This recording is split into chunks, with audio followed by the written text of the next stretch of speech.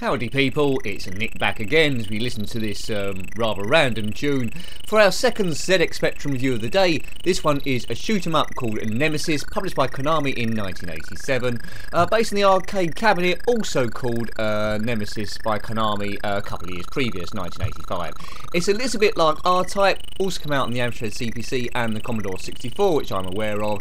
Basically, the people of Nemesis, that's a planet I believe, are under attack from amoeboid bacterions, and here they are. Right, I'm the ship on the left, which you've probably already guessed.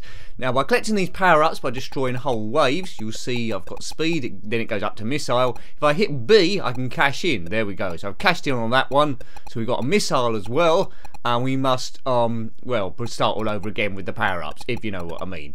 Right, so in order to progress anywhere with this game, because it's super difficult, like a lot of horizontal shooters, you need to collect as many power-up weapons as possible. Right, we've got the doubler now. The laser one is quite good. In practice, I didn't even get off level 1. Big surprise there, as though it probably happened again. I don't know any pokes for this one, so we're down to my own skills. Yes, what could possibly go wrong? Well, a lot. It's 1 to 2 players this. I'm the only player here. I think it's turn-based if you do 2 players. Right, so it's very important to destroy all these early easy waves as we get the laser to power up with as much stuff as you possibly can. Then it gets a little bit more tricky as we go to the caverns, which will probably happen in a minute, I think. Is it going to happen in a minute? Nemesis does have a sequel called Salamander, which we might come to at some point. Not sure when, and I've been hit. So those eagle-eyed people amongst you will notice those cavernous levels look very similar to R-Type. So it doesn't get any points for copying that. But is it a good game? Well, it's interesting. I don't mind it. It's not a bad game. It sits there with all the other ones. But in terms of inventiveness, I give it, well, a 2. But it's good to have the special power-ups and the missiles and stuff. Right, I think we've pretty much seen how far I'm going to possibly get in this one. So let's just enjoy it. ZX Spectrum 48K in all its glory. Now, we did review one other game this morning. If you're watching these as they go up, it was RoboCop 3. I prefer this one to RoboCop 3. It's more traditional, it's more basic. You know exactly what to do straight away. And also, RoboCop 3... not as good as RoboCop 1 and not even as good as RoboCop 2. Right, so shoot all these things. Right, we've got speed, which will cash in. Doesn't seem to be going much quicker, so that speed is probably a bit of a waste of time. The one at the end is question mark. I wonder what option is. I wonder what question mark is. Maybe question mark is random. So we'll see if we can get all of these power-ups before the before the game is over. He says as the game goes over. Well, before the review's over anyway. This music is a little bit annoying. High pitch, whatever it is. Joystick, redefine keys, keyboard, start game. Well, you know. Doobie-doo. No, don't know what that tune is at all. Right, so we know what to do here. Shoot the waves. I was a bit slow on that one. If you miss one of them, you won't get the power up, and I won't get the power ups. That was a waste. So do learn where these things are coming in. I think it's bottom top. And we're a bit late on those as well. Could cost us. Got it, just about. Right, good. So we're on the missile. We'll cash that in. Kaboom. Right. And it's extremely important, I can't emphasise that enough, to get maximum weapons as quickly as you can, or you're going to progress nowhere. If you lose a life, then you have to start all from the start again, which, yeah, you know, is a bit of a bummer. Right, what we got now? We've got the double shot and the missiles we had before. It might be a better strategy to ignore all those lesser weapons and just go for the bigger ones. But, you know, I like to live dangerously. You'll see when you've activated the weapons, they blanked out in the bar below, but you still have to work up one by one. B, so it's joystick and then B on the keyboard to cash in on your weapons. There's the laser, let's cash in with that. That can shoot through about 3 things at the same time, which is extremely helpful. Right, off we go. Can we get past this bit? Probably not. Now, the problem with this is I seem to get the star field in the background mixed up with the things shooting at me. They're not different enough. So you see those 2 square blocks? Just avoid them. It can get mixed up with the stars. Oh, I've got through there. Right, this isn't going too badly. Good. Oh, man. That's it. Whiz through there. Yes. This is better than my practice go, which tells you how bad my practice go was. Oh, yes, right, good. Oh, curses. That's probably about as far as I'm going to get. Where's the save point? We've got bound to our basic weapons again. Oh, it's putting us right to the start again. So the save points need to be more regular, I think. It's not fair to get that far and have to start all over again. That's one bad thing about it. So as a kid, I might have got a bit frustrated, keep going back to the start again, and then not played it ever again. But that's not to say it's a bad game. The graphics are good. It's scrolling quite well. As I say, the Starfield complicates it slightly. It's difficult, but a lot of them were. It's no less difficult than any of those other ones. The graphics are quite good, so I suppose it's okay. Be interested to see Salamander at some point, the sequel, but complete rip-off of R-Type if I haven't mentioned it before. Do check out those reviews. I reviewed them a long time ago, R-Type and R-Type 2 on the ZX Spectrum. There was an R-Type 3, which I reviewed on the Game Boy Advance, but it never came out on the Spectrum as far as I'm aware. Unless there's a clever homebrew out there somewhere. Did you have this game back in the day? Let me know. There were tens of thousands of ZX Spectrum games. You might not have seen it. We do hit the more common ones, and we hit a lot of obscure ones nowadays, because we're almost reviewed 500 ZX Spectrum games, if you believe it or not. That's included some mods of Manic Miner along the way, and mods of other games like Boulder Dash.